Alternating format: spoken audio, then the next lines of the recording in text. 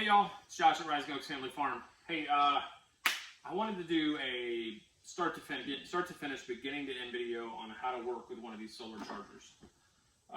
There's lots of videos out there on solar chargers, but not a lot of detail on, hey, if I'm a brand new person doing this, start to finish, from like getting it out of the plastic to putting it up and getting it going, like how do I do that? And that's what this is all about. I'm a beginner. I've only done this a handful of times, but having a video like this would have been really helpful for me, and maybe given me some more information that would have been helpful and some mistakes I made later on. So this is exactly how it came. Like, it came in a box with this plastic. This is the SpeedRite S1000. 1.5 joule, puts out up to 10,000 volts, which I've got 2 more of these out in the field right now, and they definitely do that. I think it's super important for a nice charger like this, especially if you're dealing with goats, sheep that really need high voltage, especially to train them. I like these chargers. They're super nice. So, but this one, you just take off the plastic cover. This one comes with an instruction manual. It's actually really simple. It looks really thick, but it's in like 9 languages. So there's only about 10 pages of English instructions in here, and they're all really simple and straightforward. So I usually save one in case I need to refer to it later. And what you'll find on this model, and honestly they all are some ways similar to this, but here on this model there is a release that you push up on, and that slides open the battery case. There's a couple of things that are really important in here. Number one is that's where your leads are. So this is the ground lead, and this is the hot lead. So just pull those off because we're going to need those later. And then the big thing you got to do here is connect the battery. So the hot wire is already on the battery. The ground wire is not on the battery. And so you remove this little guy right here, and then put on, and you'll hear it click. So when you put that on, you need to hear it and feel it click, and then you'll see that you've got both battery terminals connected. Then we can shut this case. Okay, it just clicks back together, and now you're ready to go. Obviously this right here just peels right off, and this is the actual solar panel itself. So you want to be super careful with that, not to scratch it. On the back side, you'll notice 2 nuts, and they're already color coded for you, so it's kind of hard to mess up. Red on red, green on green. And so it's very simple. Take off the nuts.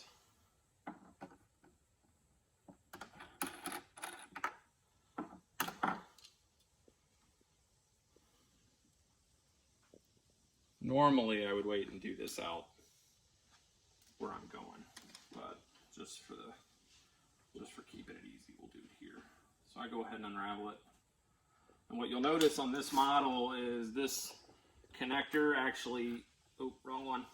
This connector slides right in this little crease right here. So it makes it super easy to come back and have a really flush connection. Sorry, sweat's like pouring off here. All right, that one's good.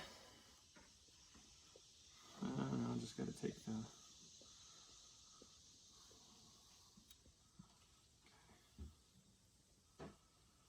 All right, same way, we're gonna set the connector right in that crease so it lays flat. And then we're gonna put on this last nut. All right, now we have connected leads to our charger. Now, the next step from here is literally turn it on, but we're not going to do that right here. I'll actually take you out in the field and show you. I put these on T-posts. This charger is already set for that. So there's a hole in the bottom, and the back of the T-post actually comes up this spine right here. I'll show you exactly how we do that. And then I'll show you how to connect these leads and how we test to make sure that we've got a really proper charge before we put animals in it. But this is how you get it prepped for field, and we're ready to go. So let's do it. All right, hey y'all. Man, it took us like 3 or 4 extra days to get out here to finish this video. because we had a ton of rain. I'm not complaining, we needed the rain. But we finally have our charger now out in the field. And so let me walk you through. Now, once you have it out here, how do you set it up? So I told you that this would fit really nicely on a T-post. And if you'll see, as my lovely wife makes her way around here, the spine of the T-post fits very nicely right on the charger. So you just literally set it down. I mean, it is as easy as pop it on there. And then you already have the leads connected. And so I've got my hot lead on the fence. So this fence is energized, so I gotta be really careful not to step on it. This fence is energized, and you'll notice I've got my ground to this really awesome grouping of ground rods that I just happen to have here at the farm. Actually didn't have any stainless steel ground rods. So I did have a piece of this bracket material here that's stainless, and I had these T-posts. And what I noticed is, and just so you know, grounding is like the most important thing to get right on an electric fence. I only had this to begin with, and I wasn't pulling enough volts on the fence. This charger is rated for 10,000 volts. With just that one ground rod, I was only getting like 5,000 or 6,000 volts. And so I went ahead and added 2 T-posts, and I connected them with some stainless steel fencing wire to give myself 3 ground rods. And then I came back and I tested the fence, and here we go. Now we're pulling 9,000 volts, which is exactly where I want to be. So gang, it's that simple. Once you have your charger, the battery connected, your leads connected, it's as simple as, if your fence is built, put the hot lead on, make sure that you have the proper grounding, check it. If you need more grounding, go ahead and add it. It can't hurt. It's also a good idea, if you need to, water it. Like, it's really nice to have the grounding watered as well. So we just got a lot of rain, we're okay there. And then just turn the baby on.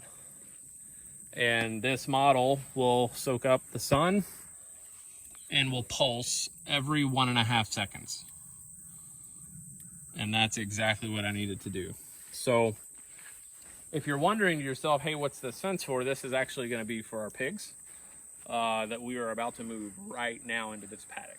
So I'm going to do a completely separate video on that. But now you know, start to finish, from ripping it out of the box to actually making it work, how to get a fence charger going. And that's exactly what we wanted to show you today. So thanks. Y'all have a great weekend.